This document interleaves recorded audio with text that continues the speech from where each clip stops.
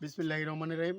আমি রায়হান আহমদ, সভাপতি প্রতিষ্ঠাতা বিশ্ব মানবাধিকার রক্ষা সংঘ বাংলাদেশের শীর্ষস্থানীয় পত্রিকা প্রথম আলোতে আমরা জানতে পেরেছি যে বাংলাদেশের নেত্রকোনাতে 11 বছরের শিশুকে ধর্ষণের ঘটনা ঘটেছে। অভিযুক্ত ব্যক্তি মাদ্রাসার শিক্ষক, পরিচালক।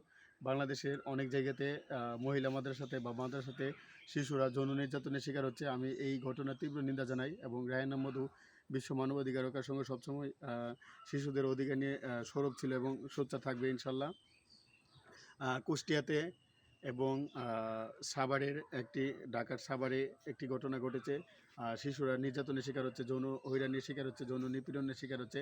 আমি বাংলাদেশের মাননীয় প্রধানমন্ত্রী তারেক রহমান এবং বাংলাদেশের রাষ্ট্রপতি মোহাম্মদ শাহাবুদ্দিনের দৃষ্টি আকর্ষণ করছি, বাংলাদেশের কোনো জায়গাতে যাতে স্কুল, কলেজ, ইউনিভার্সিটিতে কোনো নারী বা গণপরিবহনে কোনো নারী বা শিশু যৌন নির্যাতনে যাতে শিকার না হয়, সেই জন্য আমরা কাজ চালিয়ে যাচ্ছি। এবং আমি বিশ্ব মানবাধিকার রক্ষার সঙ্গেকে অবহিত করার জন্য জানাই যে শিশু শিক্ষা কীভাবে এনশিওর করা যায়।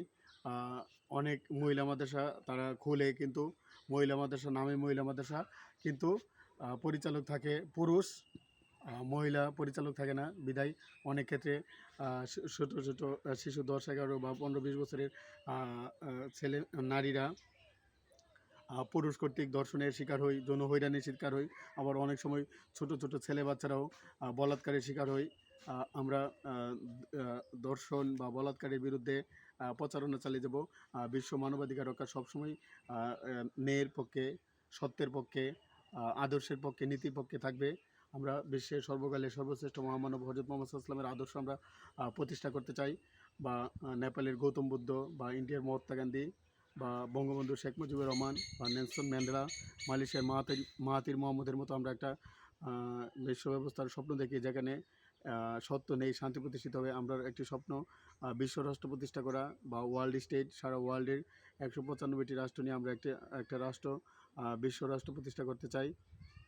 আমাদের বিশ্বে কীভাবে সত্য নেই, শান্তি প্রতিষ্ঠা করা যায়, সেজন্য কাজ চালিয়ে যাচ্ছি। স্পেশালি বাংলাদেশে নেত্রকোনা, সুনামগঞ্জ, কিশোরগঞ্জে যাতে যে কৃষকদের ধান নষ্ট হয়েছে তাদের কীভাবে তাদের ক্ষয়ক্ষতি নিরাময় করা যায়। এবং বাংলাদেশের নাসিরনগরে পানির নিচে ধান তুলে যাওয়া দেখে কৃষক হার্ট অ্যাটাক করে মারা গিয়েছে। আমি বাংলাদেশের সকল মানুষকে এবং বিশ্বের সকল মানুষকে কৃষকদের উন্নয়ন করার জন্য কাজ করে যাই। 3 মে বিশ্ব মুক্ত গণমাধ্যম দিবস, ফ্রি ম্যাস মিডিয়া ডে। সুতরাং বিশ্বের সকল দেশের গণমাধ্যমের বা সংবাদপত্রের স্বাধীনতা, বাক স্বাধীনতা কীভাবে নিশ্চিত করা যায়, সেজন্য বিশ্ব মানবাধিকার রক্ষার সঙ্গে কাজ চালিয়ে যাবে ইনশাআল্লাহ।